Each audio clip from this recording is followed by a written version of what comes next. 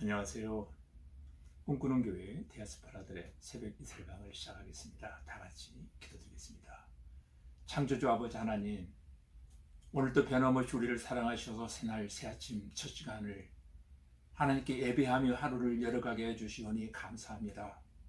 간절한 마음으로 비웃는 것은 허락하신 한날 실수가 없게 하시고 선한 말들을 많이 사용하는 가운데 우리의 행위와 우리의 모습을 통하여 하나님의 영광이 드러나는 은혜의 한 날이 되어지기를 원합니다.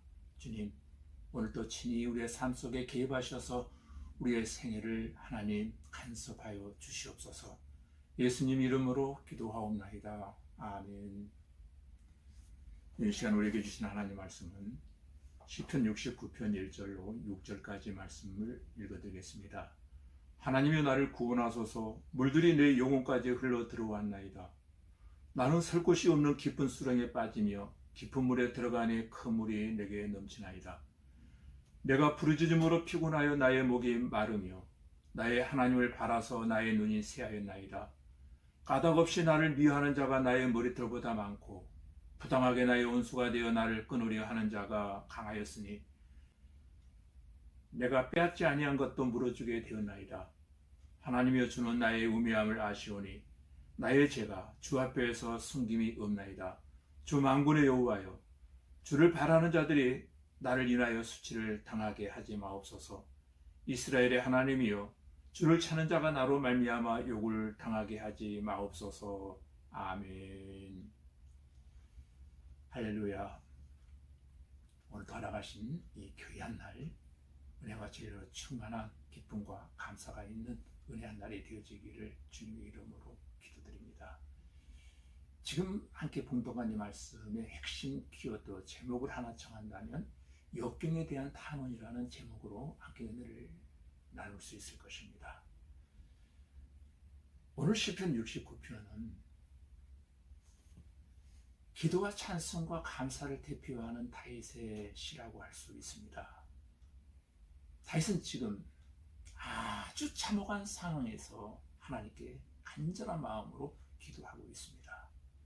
1절부터 12절까지 보시면 참혹한 자신의 모습을 하나님께 거침없이 아주 적나라하게 토해내고 있는 장면을 보게 되어집니다.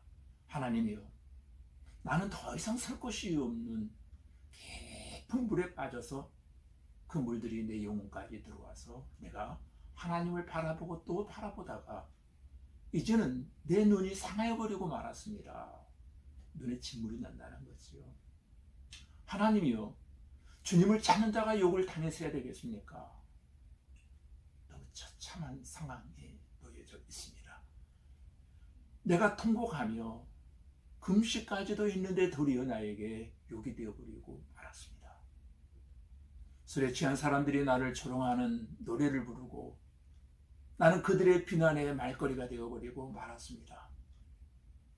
그러면서 13절까지 보시면은 내가 하나님의 호의를 기다리오니 하나님의 좋은 때에 나를 구원해달라고 간절한 마음으로 하나님께 매어 달리고 있습니다.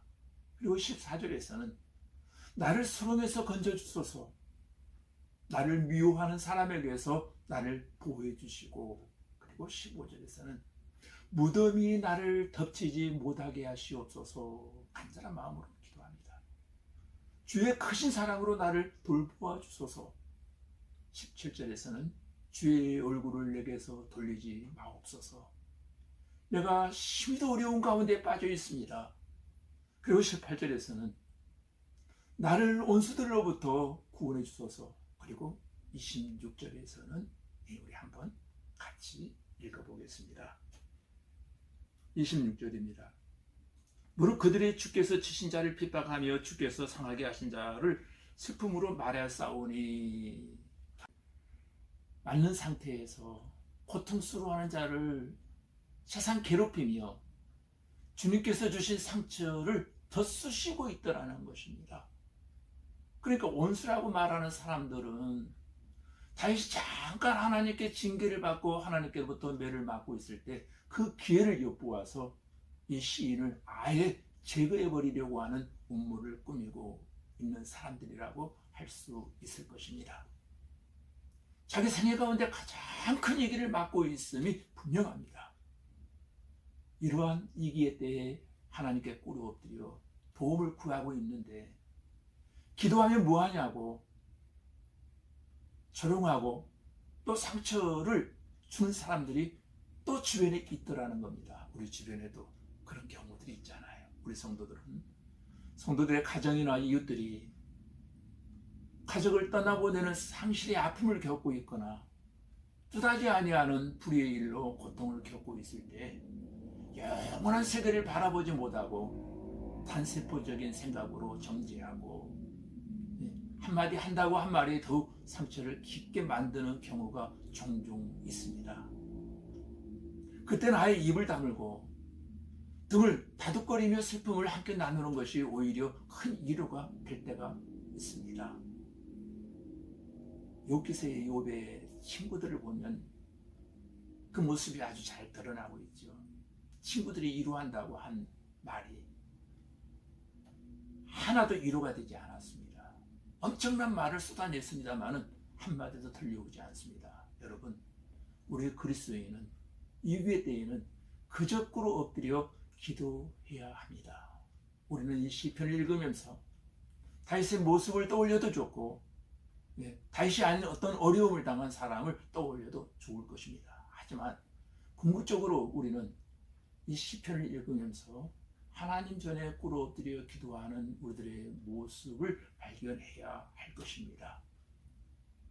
여러분은 정말 하나님과 영적인 대화를 나누면서 기도할 때에만 하나님을 더욱 가깝고 친밀하게 느끼는 그런 기도 생활을 과연 하고 계십니까? 제가 기도에 대한 설교를 자주 하고 기도를 강조하는 이유가 있습니다. 그것은 성경에 예수님이 가장 기도 생활을 중요하게 생각하시면서 전도하셨기 때문입니다. 사건 중심에는 항상 배후에 기도가 있었습니다. 마가복음 1장 35절 이하에도 보면 예수님은 홀로 기도하시고 전도하러 가셨다라고 말합니다. 기도와 전도가 예수님 지상 사역의 핵심 키워드였습니다. 기도 중에 하나님 터치하심이 있습니다. 기도 중에 치료의 역사가 일어납니다. 기도 중에 모든 얽매인 것들로부터 우리는 자유함을 얻게 되어집니다. 그래서 기도하는 사람은 영육이 건강합니다. 마음도 영혼도 건강해집니다. 삶이 힘들고 어려울 때에 여러분 드리는 기도와 감사와 찬송이 하나님께 상달되어지고 응답받는 은혜의 한 날이 오늘도 여러분에게 있어지기를 주님의 이름으로 기도드립니다. 다 같이 기도드리겠습니다.